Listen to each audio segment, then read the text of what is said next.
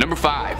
Island of the Dolls. The Island of the Dolls is a peculiar small island just off the coast south of Mexico City. The island is covered, well, absolutely blanketed in hanging dolls. Just about everywhere on the small landmass. I probably don't even need to really delve into any of the lore behind this island for you to believe that it's cursed. You can just take a look at it and understand. I mean, it's a secluded, abandoned island inhabited exclusively by dilapidated dolls. What do you need? Don Julian Santana Barrera was a man who had isolated himself from the rest of Mexico City, choosing instead to live alone on this small, meager island. His world would be thrown upside down when he discovered a body laying on the shore one day. Shortly following the discovery, a doll washed up on shore as well, having come in from the channel. This event would change Barrera's life forever. Barrera hung the doll up on the island, believing that this would appease the spirit of the girl and set her free. Well, either it didn't work, or he believed he needed a bit of extra protection, because for the rest of his life, Barrera made it his mission to hang as many dolls as he could across the island, scavenging them from the channel,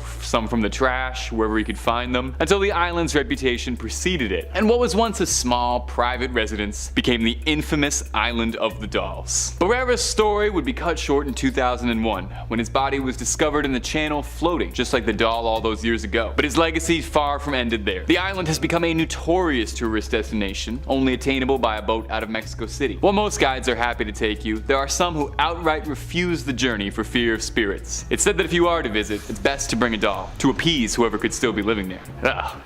I kinda ran a tingle down my spine, and that's just number 5. Now if you want more stories like that, we have them coming every single day, hot and fresh. All you've got to do is subscribe and keep on creeping on. Let's keep going. Number 4. The Stanley Hotel. Who doesn't love a nice stay at a good hotel, you know? Someone to tend to your needs, breakfast ready for you wake up, and a TV where you'll flick through the channels for half an hour before settling on Ghostbusters 2, because that's the only thing that's on. Let me introduce you to the Stanley Hotel, one of America's most beautiful resorts. Built in 1909 next to the picturesque Rocky Mountains in Colorado, the Stanley Hotel is a great place to get away from it all. It's isolated away from the rest of the world, and if you're starting to wonder why this hotel seems a bit familiar to you, maybe if I called it the Overlook Hotel, it might come together? Yeah, the Stanley Hotel is the original inspiration for the Overlook Hotel from The Shining. Stephen King found the inspiration for his famous haunted hotel after spending a cursed night in room 217, the haunted room from the novel. Amusingly, while the Stanley Hotel served as the actor of sorts for the Overlook in the TV series, it didn't for Stanley Kubrick's legendary adaptation. In that, the hotel standing in for the Overlook asked that room 217 not be used in the film, as it was a real operating room and the hotel was afraid it would lose business, so they changed it to the non-existent room 237 for the legendary Kubrick picture. Now,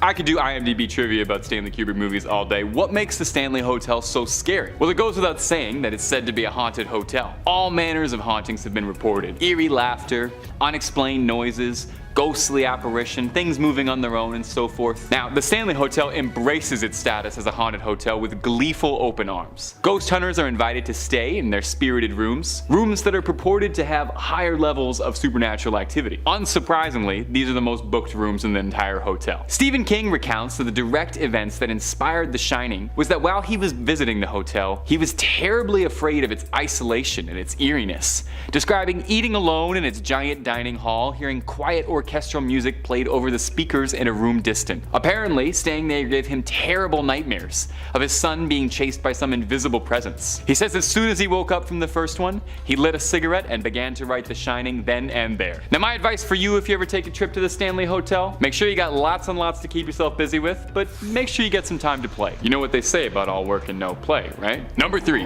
Eastern State Penitentiary, Philadelphia. Now some of the wisest men I've ever met have said that it's always sunny in Philadelphia. But if you were one of the doomed souls interred into Eastern State Penitentiary, it was anything but. Eastern State wanted to run things a little differently than the standard American prison system, dubbing their system of punishment the Pennsylvania system, or whack and use John's Philly style, depending on who was asking at the time. The Pennsylvania system refers to imposing the prisoners to solitary confinement all the time. Prisoners lived alone, exercised alone, ate alone, and were only ever accompanied by guards. When being escorted anywhere, the guards would put a black hood over inmates. Unsurprisingly, this was not a terribly popular system. It eventually collapsed inward on itself due to overcrowding, and the program was abandoned in 1913, just 5 years after the prison was constructed. Although this didn't really do much to improve conditions for the inmates there, and really just led the prison to come up with new terrible creative methods of inhumane treatment, such as chaining prisoners' tongues to their wrists, or strapping prisoners to chairs for days on end, dousing tossing prisoners in freezing cold water, and putting the worst prisoners into a pit affectionately dubbed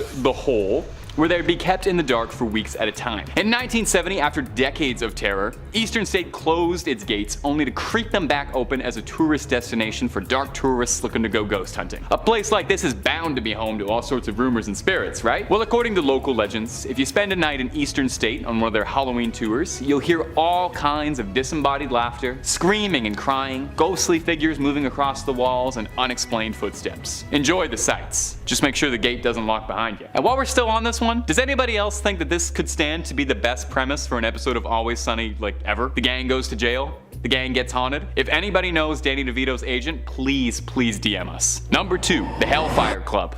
Don't get too excited. The party won't be meeting Eddie Munson for a D&D session anytime soon at this Hellfire Club. The Hellfire Club in Dublin, otherwise known as Montpelier Hill, was once home to a hunting lodge in the 17th century, owned by one Richard Parsons, a man obsessed with black magic and the occult. It's said that the Hellfire Club was a club for Satanists, as the leader was referred to as the King of Hell and would dress like the devil himself during meetings. Every meeting of the Hellfire Club, they left one seat open at the table, just in case Lucifer wanted to drop by. Stories go on to say that members of the Hellfire Club participated in all manner of dark and sinister ritual, sacrificing cats, goats, and if the legends are to be believed, even servants of the Hellfire Club themselves were offered. Legend has it that one fateful day, a strange man appeared in the middle of the night and asked if he could join in at the card game that they were playing for the night. As there was always an open seat, they decided to offer it to him. During the game, a player dropped his cards, and when he went underneath the table to retrieve his hand, they saw that the strange man they had invited had hooves in place of feet, and upon rising from the table, the stranger had vanished into a burst of flame. The building was scorched and set ablaze in 1750, with many differing accounts as to what caused the flame. Some say it was the club itself that set the building on fire to give a more intimidating appearance and keep out outsiders. Some say the devil himself did it, and some say it was a duel that ended badly. Whatever the cause, the Hellfire Club relocated their activities sometime in 1760, and the original building is left empty, where it still stands today. You can visit it today, and it's a fairly popular tourist destination for urban explorers and paranormal investigators who want to see if maybe there's any residual black magic in the soil and walls there. Number 1,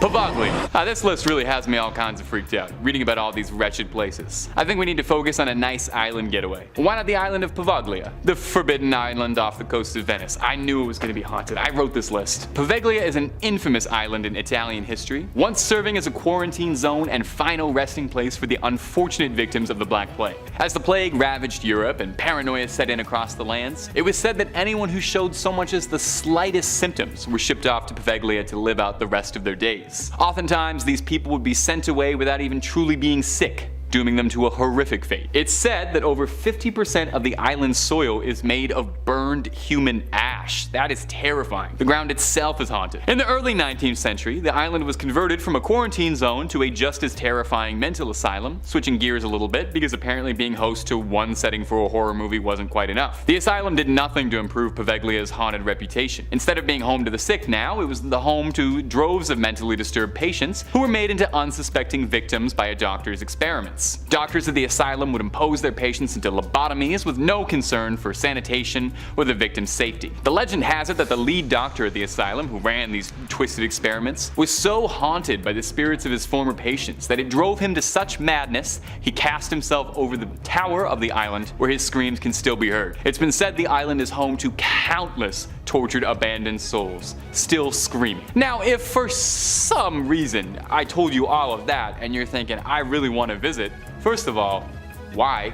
And second of all, you're gonna need to be pretty crafty, as the island is completely forbidden. You'll be pressed to the fullest extent of the law if you're caught trespassing into Pavaglia. Not even remotely worth the risk, if you ask me. At best, you get arrested. At worst, I got no idea. Number 5, Leap Castle. There are a ton of old haunted castles in Europe, isn't there? Like, that was someone's house at some point. You gotta think, those chamber pots have been used for like 1,000 years. Ugh, yuck. And of course, some dark and nasty history has gone down there at these places as well. You can feel it almost most of the time. Leap Castle, Ireland. Built around 1250. Our first stone cold stop. This place has seen its fair share of bloodshed. Not just one ghost story, and not just a foe, but a friend. Well, family, actually. One of the most lived in castles in Ireland. It's seen some It's housed many a family, generation after generation. Apparently built by the O'Bannon family, way back. Legend has it, two brothers dared each other to jump off a cliff for house rights. Yeah, more of a myth, I think. Then comes the O'Carroll family. Now we get into some actual literature. Father dies, powerful family, no successor to take the castle. However, this turned into yet another brother versus brother kinda duel. Couple stabbings around the castle's chapel, and enter stage left, lots of ghosts. Ruthless, right? The smell of burning and decay now apparently. The spirit of the murdered priest now lurks the stairwell, and often reported by staff as a slain brother. What's with the brothers thing? Among the ghostly figures is also Emily and Charlotte, the ghosts of two girls playing in the main hall circa 1600s era. The most famous afterlife resident, the Red Lady. There have been sightings of this creature for centuries. She roams in a long red dress, tall and lean. The Red Lady carries a huge dagger as well, with her hand raised. Can you imagine? Stone Cold Castle, middle of the night. Just scrolling through Instagram after a nice Airbnb night, and you look up to a red ghost lady holding a knife at you.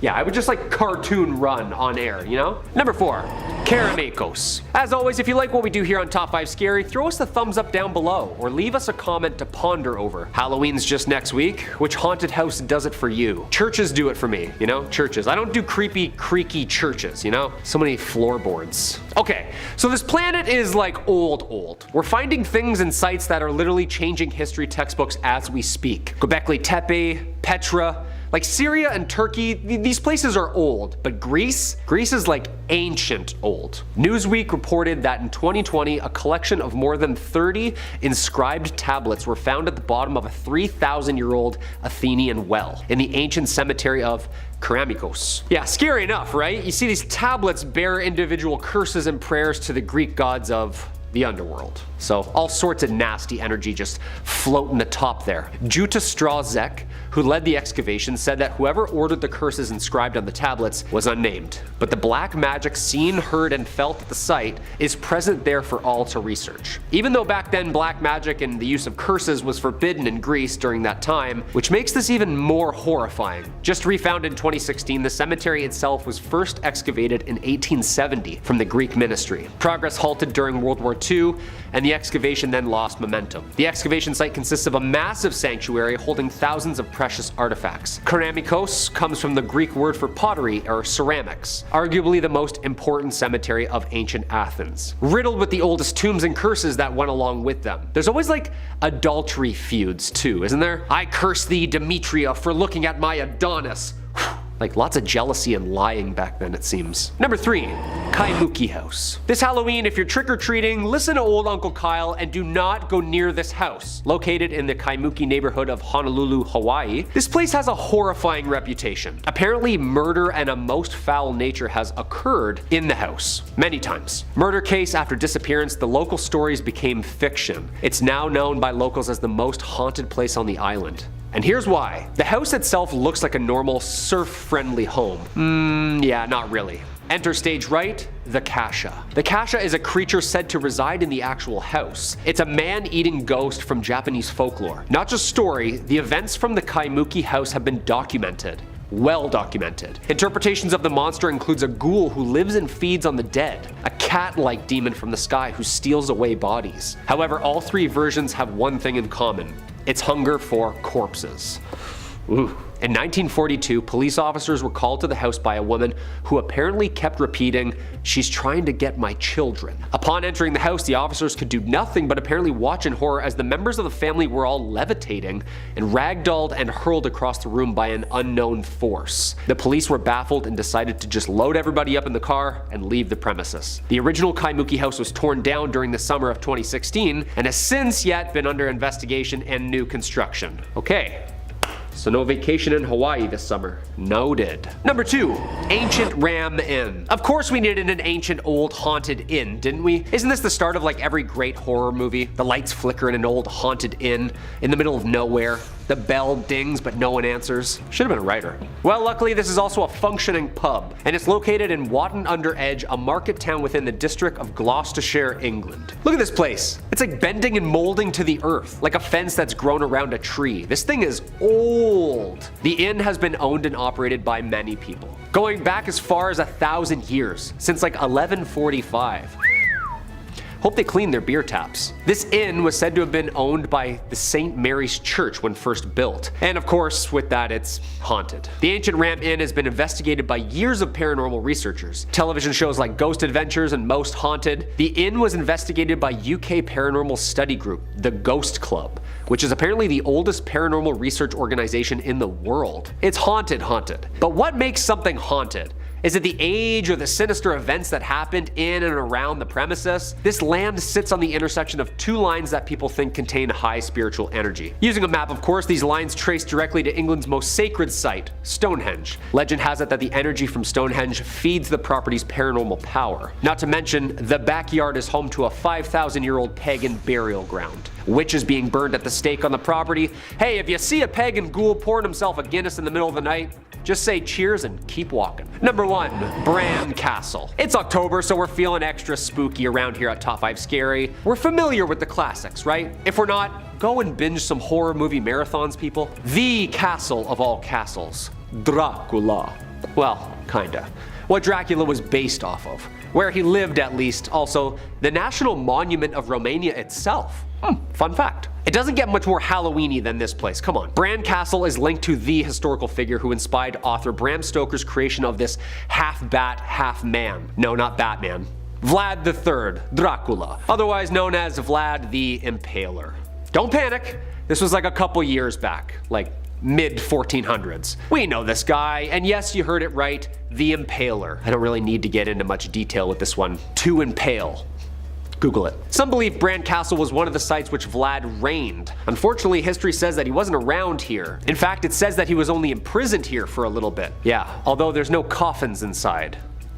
So what makes this place so scary? Apparently during Stoker's research to the region of Transylvania, he came across accounts of the atrocities committed by Vlad and used the Dracula name after studying him. And of course, this castle, built out of wood originally, somewhere around the 11th, 12th century, seems to be pretty fitting upon research of the old haunted castles territory. Unfortunately, this 1,000-year-old home isn't really a home anymore, just home to relics now, and the occasional cold breeze and fuzzy camera picture. Bran Castle acts as a museum now and a popular Halloween destination. Apparently they found a gold casket that houses the heart of Romania's Queen Marie in the walls. Yeah, that's pretty haunted castle material, no? Number 5, Hockomock Swamp. Already sounds pretty scary in itself. Something about swamps, you know what I mean? During the 17th century, the Hockomock Swamp was used as a fortress by the Wampanoag people, the predominant band of natives in the area, against invasion by the early British settlers. It played a landscape role in King Philip's War as a strategic base of which to launch assaults with nearby English settlements. During the 18th and 19th centuries, settlers deemed the swamp to be useless, barren land, and it didn't really do much besides sit there and just kind of take up space. They attempted to drain it and convert it into a profitable farmland, however, nothing really grew.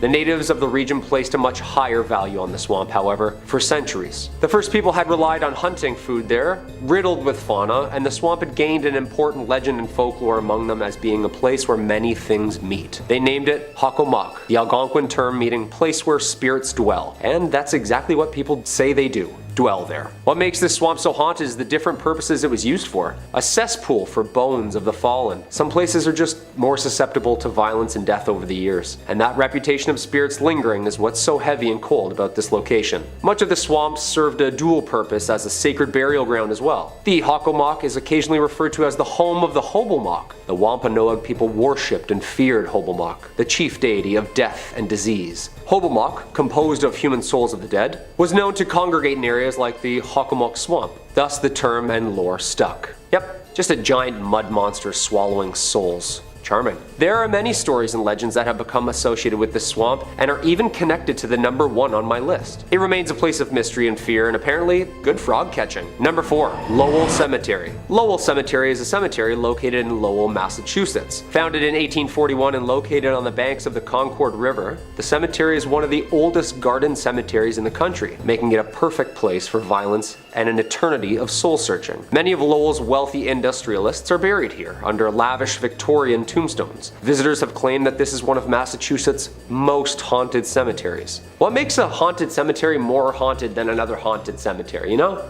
Is there like a competition or like a quota or something? Just gotta keep the numbers up. What is it? I feel like every local claims their cemetery is the oldest and most haunted, and this brings me to our fair maiden here, the mysterious witch, Bonnie. A popular meeting place amongst the local teens at night for some scares and some screams, the statue of a woman with her arms outstretched on a rectangular tomb, her hands clutching a veil that falls down behind her body as though it were a cloak caught in the wind. Her eyes lay cold, staring at the heavens. Under her left eye, a black tear. Paranormal researchers have claimed that the statue holds more of an electromagnetic current, and strange things can be seen in front and around the statue, making it seem like it's moving from time to time. Creepy. There is local lore that if you leave a coin or ribbon on the statue, then you'll get good luck, and in return, if you steal or take the items from the statue, the haunting whispers of bad karma will follow. Although research shows that this gravesite holds no actual sinister history, the ghostly sightings surrounding it are a hotspot within the cemetery. I bet at night under the moonlight this woman could be very terrifying. Number 3. Boston Common. Most common fact about the Common,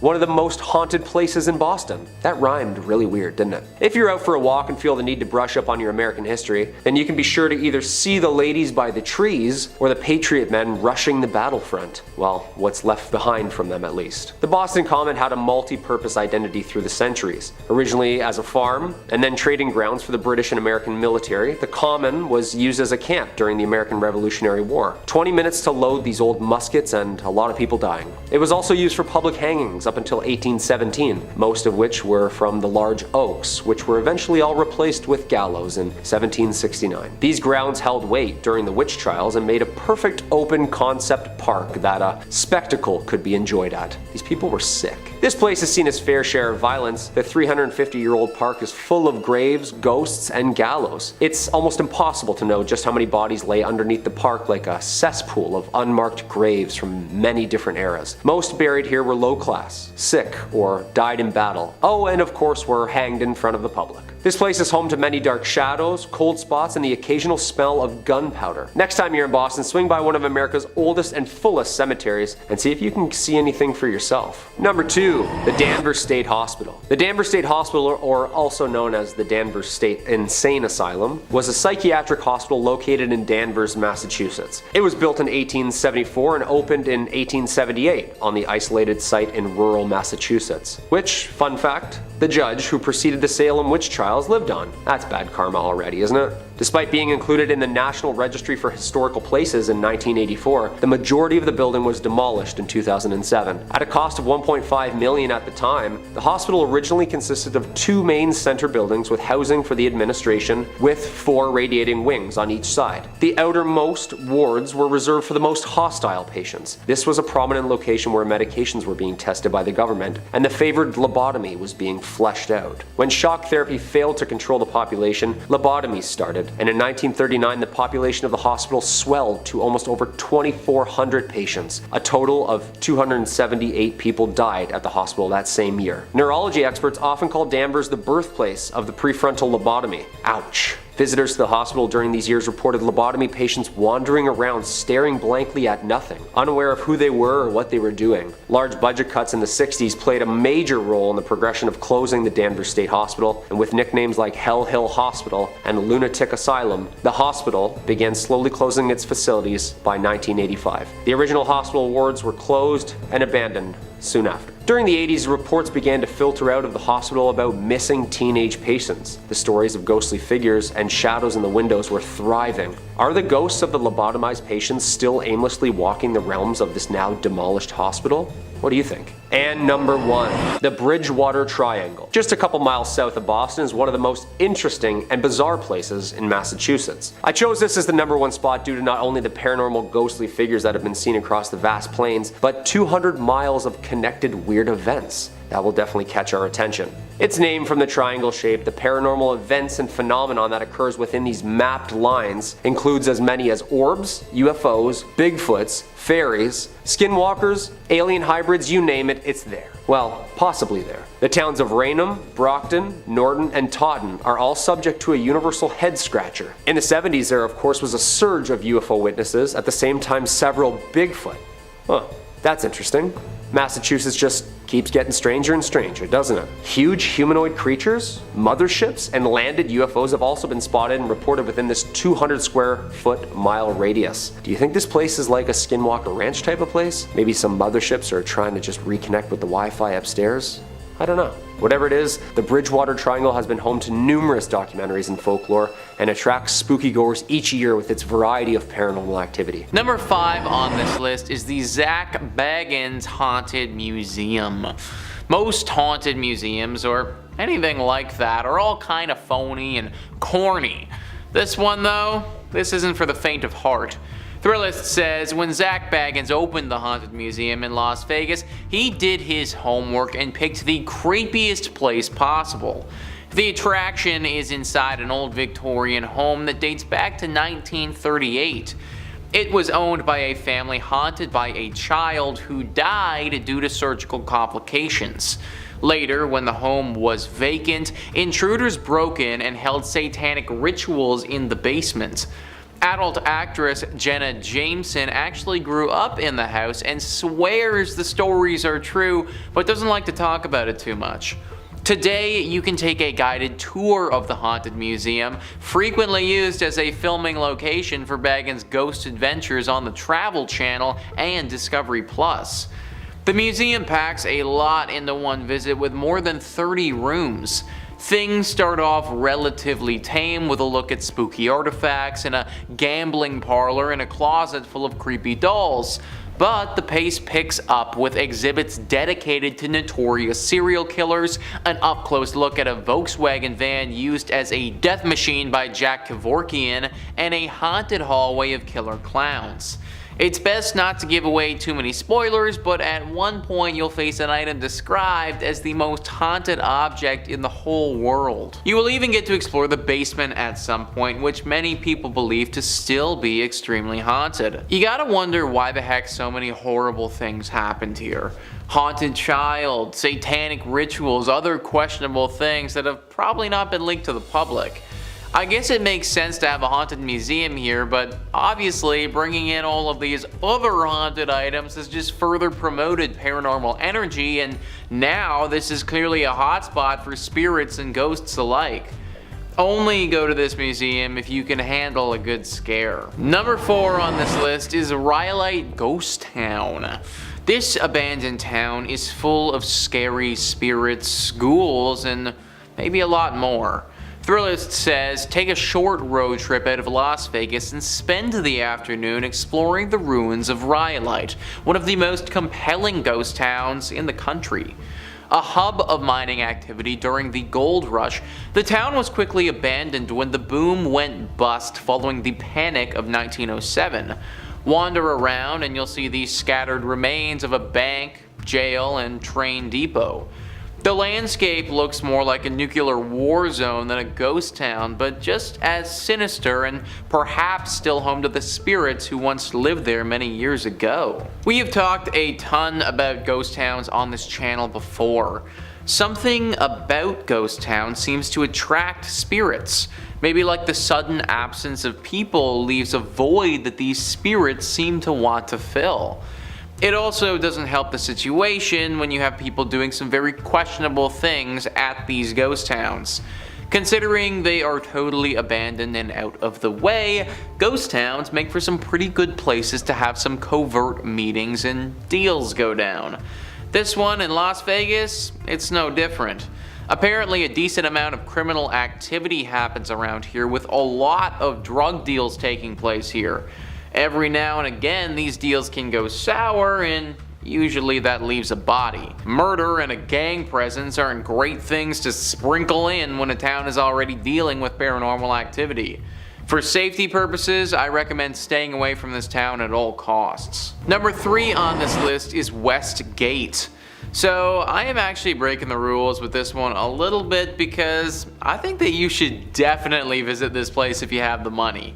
Thrillist says some Las Vegas residencies never quite end. Elvis Presley redefined what it meant to be a superstar entertainer in this town, with more than 600 shows over 7 years at the International Hotel, which became the Las Vegas Hilton and is now the Westgate. The property continues to honor the king with a statue in the hotel lobby. Although Elvis passed away in Memphis, some believe his soul remains in Vegas, with his ghost haunting the Westgate International Theater and a lavish rooftop villa the singer called home whenever he was in town. It's not cheap, but you can book the penthouse yourself.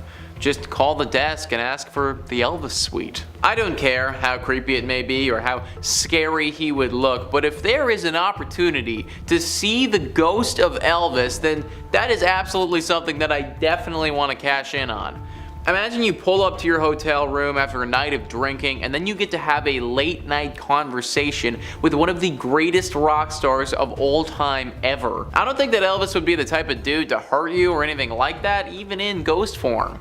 So as long as it's safe to do so, count me the heck in, dude. I want to go to Vegas and party with the ghost of Elvis. Number 2 on this list is Las Vegas Academy of the Arts. As somebody who graduated university for acting, and art school being haunted is just a tad bit triggering. Thrillist says the Las Vegas Academy of the Arts is a magnet school that specializes in music, theater, and other fine arts. Yet its legacy dates back to 1931, when it was known simply as Las Vegas High School, the first official high school in Las Vegas. The site has seen its share of renovations over the years, although 2 of its 3 original buildings remain on campus with their sturdy brick exteriors still in place. Generations of students have swapped stories about Mr. Petrie, a ghost that roams the hallways and haunts the school's theater. Some claim to hear strange noises or feel a chill, especially when rehearsals carry over to evening hours. So, who is Mr. Petrie?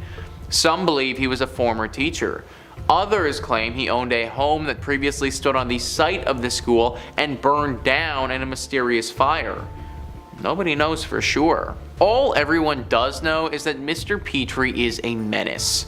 Let me tell you folks, acting is hard enough as it is without some creepy ghost causing problems for you mid-monologue. And apparently he likes to do that all the time. Many shows and performances have been ruined by Mr. Petrie, and the worst part about it is that he will only show himself to one person at a time sometimes. So the lead actor will be out there doing Hamlet and then all of a sudden see a ghost in front of him causing problems. The actor will naturally freak out and lose their mind, but no one else will see the ghost. They'll just see the actor on stage losing it, which kind of makes the actor look like a bumbling idiot, but really they're getting attacked by some ghost. Try a different art school if you're looking for an artistic education. Number 1 on this list is Ballys. If Trivago or any other site like that tries to recommend you stay at Ballys, don't fall for it, guys. Thrillist says the worst fire in Nevada history tore through the old MGM Grand Hotel on November 21st, 1980. The blaze killed 87 people, mostly due to smoke inhalation, while helicopters rescued survivors from the roof. The property was eventually sold and renamed Ballys, while a new version of the MGM Grand reopened a few blocks south on the Strip. The tower engulfed in the fire is still part of the hotel, and guests sometimes claim to see unusual shadows in hallways, hear strange noises, and notice furniture that mysteriously moves in the rooms, especially on higher floors that saw the worst of the flames. Many believe the strange activity is caused by the spirits of those who didn't survive the tragedy. 87 people dying in a tragedy like that is always going to leave something terrible behind, and that's what we have here. 87 spirits are now restlessly floating around in purgatory at this place. They tried to remodel and change the name and forget everything that happened, but an incident like that cannot be forgotten. The people who died and their spirits, they can't be forgotten. They're still there to this day, haunting the place and trying to seek help. Many of the reports haven't talked about these ghosts being evil, but just being misunderstood and trying to get out of this place. They didn't ask to die in a fire, and they also didn't ask to be left in this purgatory place forever. I would imagine that they want to move on, they just don't know how to get free of this. Hopefully someone can figure out a way to save these souls and let them pass on for good. Kicking off the list at number 5, the mission of San Miguel, 1610. The birthplace and historic site, the original San Miguel Church was most likely built shortly after the founding of Santa Fe in 1610 and is claimed to have been the first ever church built in America. Churches are already creaky and creepy, then this is the oldest one in the States?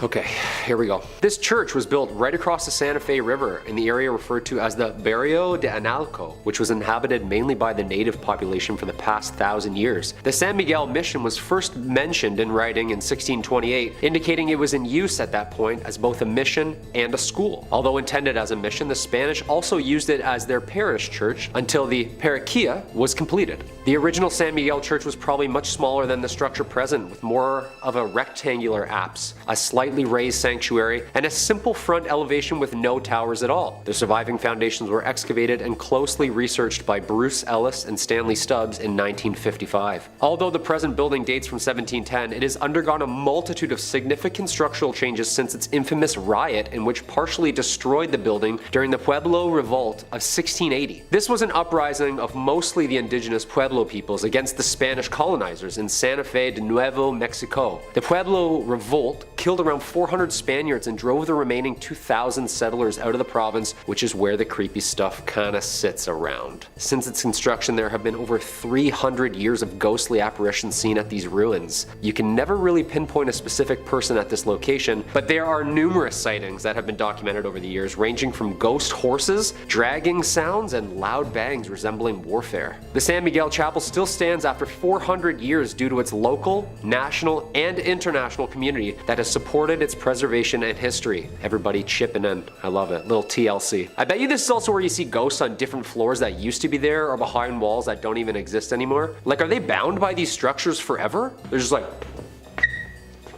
No. Forever? Number 4, La Posada Hotel, 1882. Located at 330 East Palace Avenue in Santa Fe, New Mexico, La Posada Hotel is more than 100 years old, finishing construction in 1884. A lively and prominent spot for celebrities in town during the 1900s, it was originally built to be the home of Mr. Abraham and Mrs. Julia Stabb. Perfect last name for the start of something scary. Stabb. A prominent businessman and a German immigrant, Abraham had constructed this beautiful Grand French Second Empire estate ready to make a life working with his brother Zodak in business and eventually settling down in this historic town, with the mansion acting as a social hub for both the business and celebrity events. It is said that the Stabbs have 7 children, one of which died at birth, and which in fact led Miss Stabb to a depressed self-exile state, dying at the age of only 52. The mansion was converted into a hotel in 1936, shortly after the rubble of the Depression had cleared, and it is said that Julia herself haunts the rooms of La Posada Hotel. Guests have made claims to hear voices in vacant bedrooms, lights flickering on and off, and even doors slamming in the middle of the night. Voices saying things like, "I'm in here." It's never just like casual and calm, like, "Oh yeah, just leave the door open, I'm in here, come on in." It's always a creepy whisper in here, like, "I'm in here." Too creepy. La Posada Hotel Resort and Spa still remains one of New Mexico's most haunted hotels and is active and encourages overnighters to check out the Julia Stabb package, which involves a ghostly tour, history lesson of the grounds, a lovely dinner away from the kids, and a day done right by the pool or spa. Unfortunately, I won't be taking them up on the Stabb package at any time soon. Not at all. No chance. I hear one thing in the middle of the night and I'm out, and I'm up quickly. 12 seconds flat. I'm just like... Number 3, the Old State Penitentiary, 1885. The Old State is located 15 miles south of central Santa Fe and is an active men's maximum security prison that was built in 1885. Acting as a prison system for the US, the prison saw 3 massive riots in its entirety, including 1922, 1953, and the worst and most bloody riot of all, 1980. One of the worst prison riots in American history. It's presumed to be the reason behind its haunting reputation. On February 2nd, 1980, several inmates initiated a riot which led to the inmates gaining control over the prison, for a full day and a half. Unfortunately, at the time, post-70s, the prison was overcrowded, underfunded, and riddled with untrained, fresh-faced security guards with the rampant need for excess bodies due to the overgrowing inmate count. After escaping and organizing this event, the cellmates then tortured 12 prison guards and brutally murdered 33 other inmates. These riots soon became medieval in nature, gruesome, and truly evil. The most famous area for paranormal sightings can be heard and seen around cell block 4.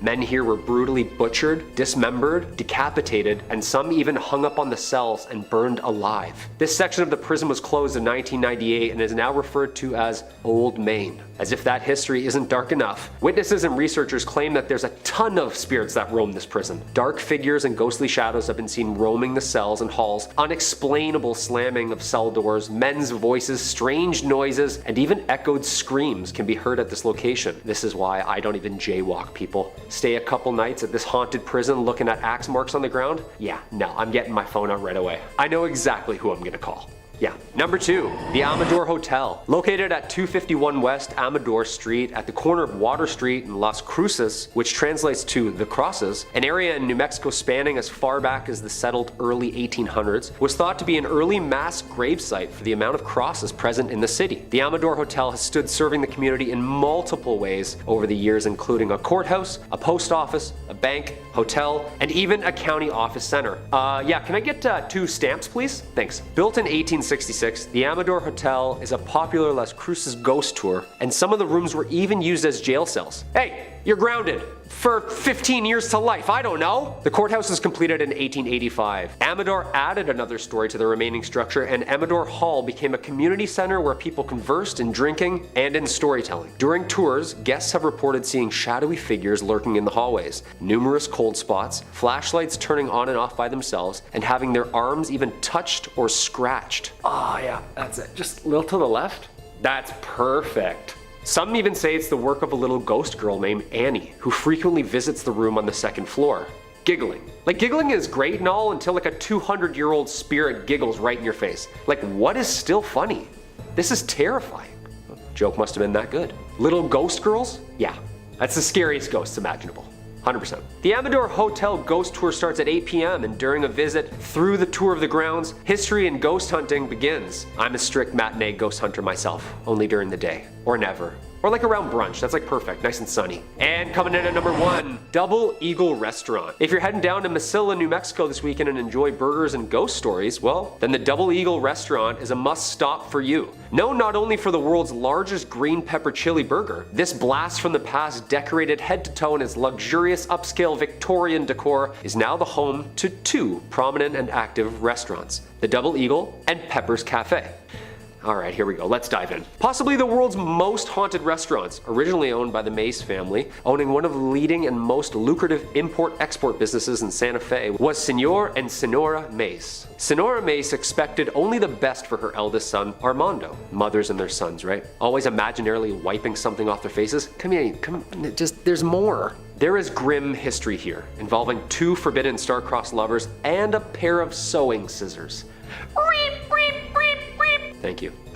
The Double Eagle Restaurant is not only home for great food, beautifully handcrafted cocktails, but also home to a double homicide gruesome murder, in which these victims' souls would seem to be trapped within these walls forever. Armando, son and heir to his parents' business, falling head over heels in love with the family's household servant named Enos. Although Enos reciprocated such feelings about Armando, their relationship had to remain a secret due to Armando's mother's strict ordinance and the difference in the teenager's social and political positions. When Senora Mace discovered this relationship, she demanded that it end at once and banished Enos from her home indefinitely. It is said that one day Senora Mace came home, and unexpectedly interrupting the lovers, mid-swoon, entranced by their love as she grabbed her sewing scissors from the basket on the patio and attacked Enos, stabbing and killing her. As she prepared to strike again, Armando, her son, threw his body in front of Enos and was stabbed instead. Yeah, that's some Romeo and Juliet stuff there, people. The murders were held in the famous Carlotta Salon Room, which can be visited at any time. A heavily requested stop where spooky goers can see a newspaper article titled Young Lover Ghosts on display, as well as an array of pictures taken of the young ghost lovers together over the years. That's terrifying. Here's the room,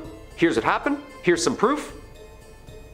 That's all I need to know. I've made my mind up. For never was a story of more woe than this of Enos and her Armando. And I tried to end on somewhat of a happy note. Love lasts forever, and that's what I'm taking from this. And coming in at number 5, we have the Houghton Mansion. Built in the 1890s in North Adams, Massachusetts, for the mayor himself, Albert Charles Houghton. This neoclassical revival-style mansion sits on 172 Church Street. A family man, Albert, was the president of Arnold Print Works, a prominent textile factory in North Adams. His wife, Cordelia, daughter Mary, and himself had owned and lived on the property right up until the fatal car accident which took the lives of the family in 1914. On an early summer morning, Albert and his family, accompanied by another family, Dr. and Mrs. Dutton and their daughter, and of course the family chauffeur himself, Mr. Witters, had decided to head out into the countryside for a leisurely drive. A drive that ultimately took their lives. Unfortunately, for everyone on that August 1st morning, after a steep turn, the car lost control and proceeded to screech off the road,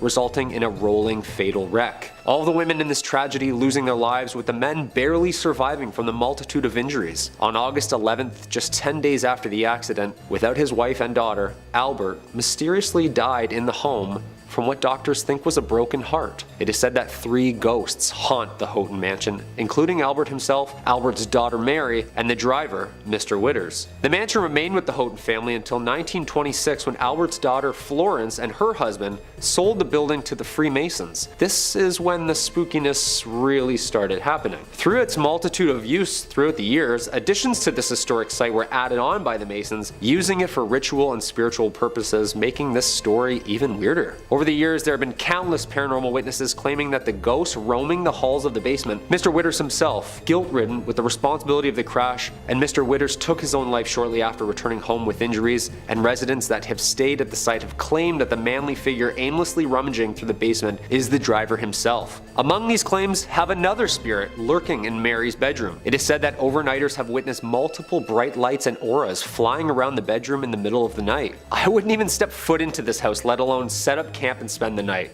No way. The Houghton Mansion remains a tourist attraction and hotspot for paranormal goers worldwide, and to this day is one of the most haunted and mysterious sites in all of Massachusetts. Number 4.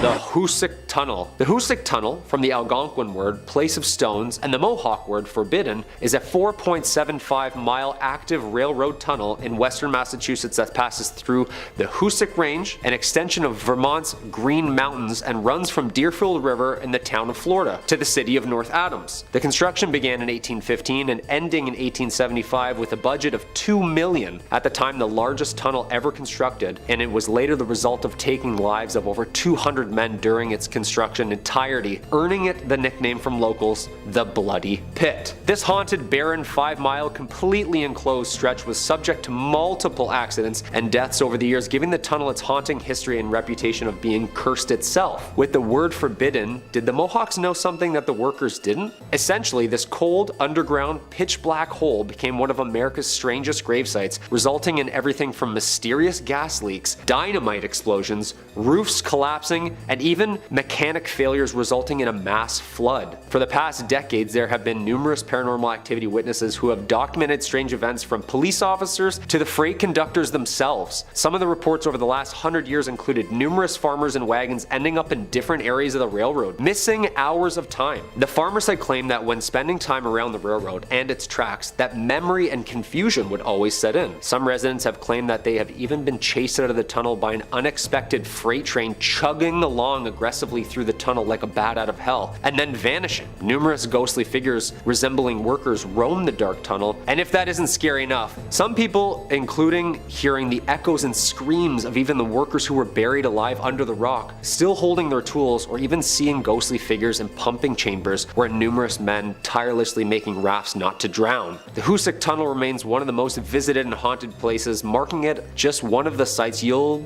probably never find me at. Just in 2020, the tunnel was yet again subject to a mysterious collapse, resulting in months of repair. Yeah, I say stop fixing it and just let it be.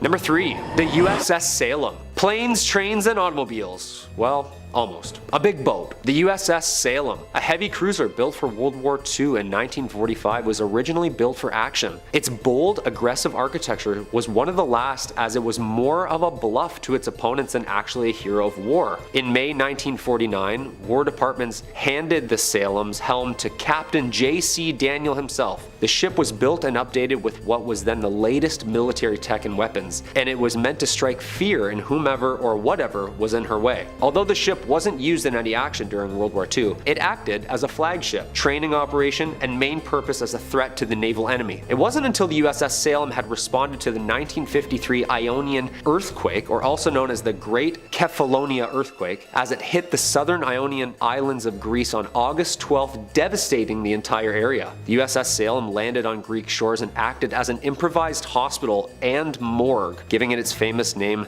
the Sea Witch. The ship was decommissioned shortly after its rescue and lays in Boston's harbor as a tourist attraction from all of its dark history. Some of the paranormal activities that arise on the ship include the Burning Man, who smells of rank death and can be seen in the mess hall where the bodies have been stored. Another famous apparition on the ship is the ghost girls who lurk the halls of the ship. Little ghostly figures can be seen and felt on the legs of tour goers. Some people claim that the ship is even home to hellhounds, an aggressive pack of ghostly creatures that roam the ship growling and scratching at closed doors. Yeah, the next time my dog scratches at my door, she's going up for adoption, I'm sorry. Number 2, the Lizzie Borden House. This quaint bed and breakfast located at 230 2nd Street is home to one of America's most haunted and mysterious homes. The Lizzie Borden House gets its haunt from an unsolved murder of Lizzie Borden in 1892. One of the most infamous true crime figures known for her murdering of her father and stepmother with several blows to the head with a hatchet. Oof, ouch. Although acquitted, the killings remain unsolved to this day. This case earned notoriety and much that the popular local children's rhyme had been linked to this death. Lizzie Borden took an axe and gave her mother 40 whacks. When she saw what she had done, she gave her father 41.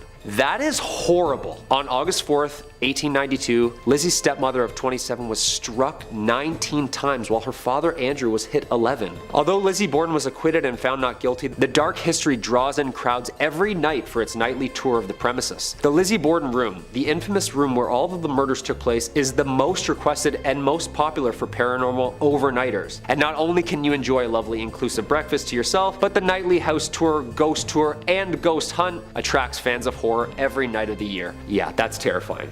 And there's a jingle to it. I don't like that at all. And coming in at number 1, the Salem Witch Trials. We can't talk about haunted places in Massachusetts if we're not going to bring up the witch trials. And I'm not talking about Sabrina the Teenage Witches, or anything of cute of that nature. These famously documented witch trials need no introduction, and unfortunately lays way to one of the most horrific events based in truth. The site of mass hysteria and hangings of supposed witches took place here and occurred in colonial Massachusetts between 1692 and 1693. More than 200 people were accused of practicing witchcraft, or better known back then as the devil's magic, and 20 were ultimately executed. Eventually, the colony admitted the trials were a mistake and compensated the families of those convicted. Okay, yeah, sorry. I just thought when you sneezed, you didn't say bless you, so I already don't like you, so I figured you were a witch. I'm really sorry. Since then, the story of the trials has become famous in paranoia and injustice, and it continues to baffle researchers to this day. We all know the famous play written by American playwright Arthur Miller in 1953, The Crucible, depicting the mass hysteria and drama during these trials. This was the perfect time if you didn't like someone that a strategic and untimely sinister accusation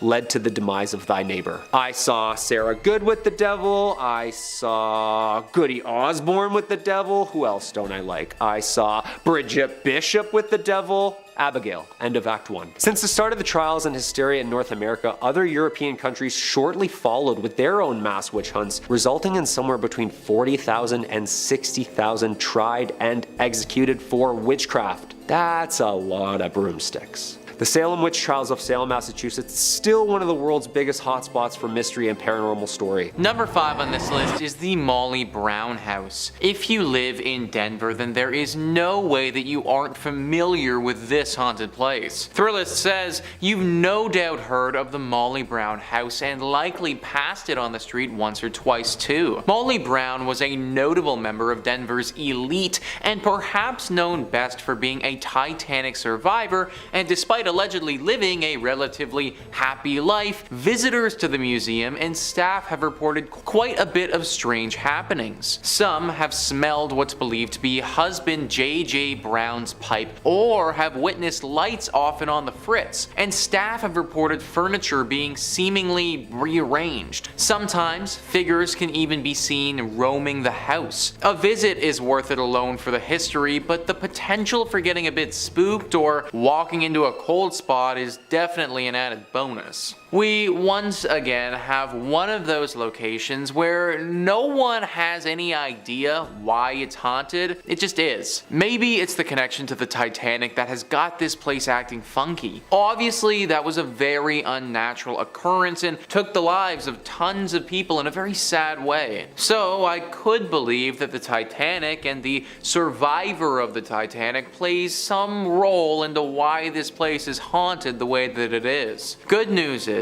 that this isn't the worst haunting that you can run into. Like, yes, you will get a little scared for sure. You might smell something funny, or have a ghost pull something on you, or even maybe have small valuables go missing. But ultimately, you probably shouldn't be dragged to the underworld here by some shadow demon or anything like that. So I guess if you were to visit any place on this list, then this one wouldn't be the worst. Just be prepared for what's coming, because if you aren't, then it could leave you with some serious mental trauma. Number 4 on this list is Phantom Canyon Road. You need to be very careful on this road because there is a good chance you could suffer a serious crash if you aren't. Thrillist says a haunted road is one thing, but a haunted road in Colorado means you're likely on the edge of a mountain and at some serious elevation. Phantom Canyon Road is a detour off the Gold Belt Tour byway connecting Cripple Creek and Florence, and was originally the railroad for that route. As you drive along, you can clearly see the ghost towns of Wilbur, Adelaide, and Glenbrook, and legend has it that the reason for Phantom Canyon's name is credited to sightings of a man wearing a prison uniform walking along the tracks in the 1890s. The man supposedly had been executed at the Colorado State Penitentiary a few days earlier. So yeah guys, you better have your wits about you, because if you don't, this ghost might come out and startle the crap out of you, and then the next thing you know, you're gonna be face deep into a tree somewhere. It also just adds to the horror ambiance that you're driving past several ghost towns along the way. Like, of course, they just had to be on the side of the road as you're also getting stalked by this ghost prisoner. No one really knows what this prisoner wants with you, but let's face it, I can't imagine it's good. My dude was executed back in the day, so for one, what he did was probably pretty bad to warrant a punishment like that, and then secondly, he literally got executed, and I can only guess that his ghost probably isn't too pleased about that. Y'all need to be especially careful if you're driving down this road, because at any point this guy could pop out.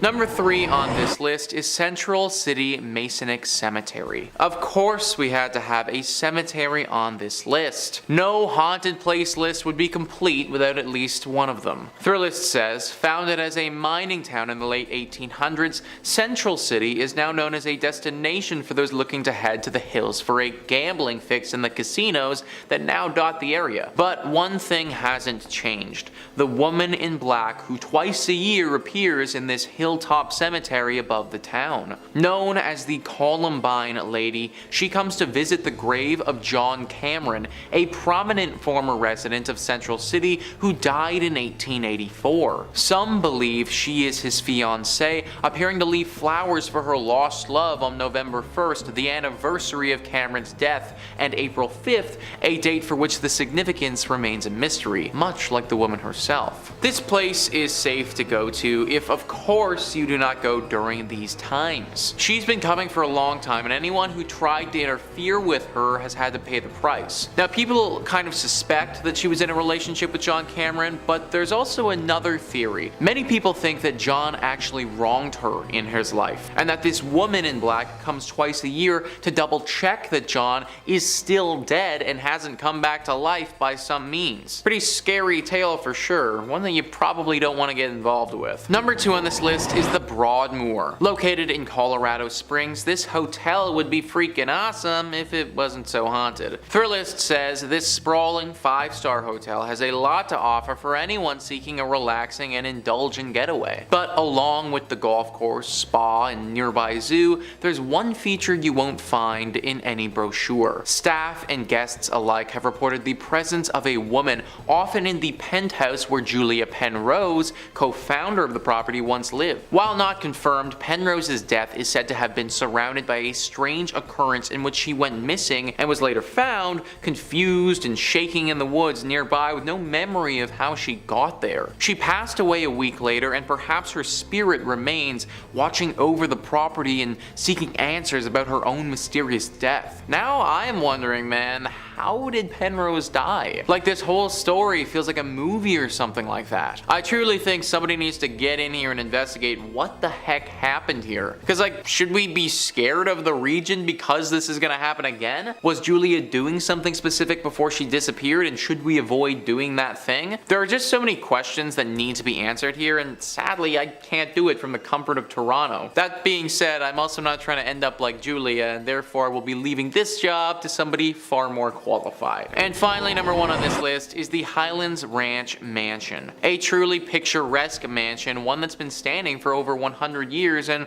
one that's home to a ghostly spirit. Thrillist says this sprawling stone mansion, built in 1891, is often rented for weddings and events due to its impressive structural beauty and picturesque prairie views. But it's also a historic property and somewhat of a museum of the times, with a bit of paranormal activity sprinkled in. The ghost of Julia Kistler, daughter of F. Kistler, who bought the property in 1926, is said to haunt the home, with visitors and staff alike reporting hearing a woman's sobs, seeing a silhouette figure moving about when the mansion was otherwise vacant, and lights sporadically turning on and off. I don't know about you guys, but during my wedding ceremony, I want to hear beautiful sounding music, not the sobs of some ghost woman thing. Apparently she's crying all the time, and this woman's emotions are not something to play with. There's a story where once several children were playing around here. There was a wedding ceremony scheduled here for later that day, and the children were off doing what kids do before the proceedings got underway. They ran into this ghost crying, and then they started to make fun of her. They were rude and definitely unkind, but they also didn't deserve what she did next. It's said that in a fit of rage, she flew inside their bodies and possessed each and every one of them for a short time, showing them things that were truly terrifying. Things that have ultimately changed those boys' lives and altered their mentality forever. Any ghost that's capable of doing something like that, that's one that I don't want to be around.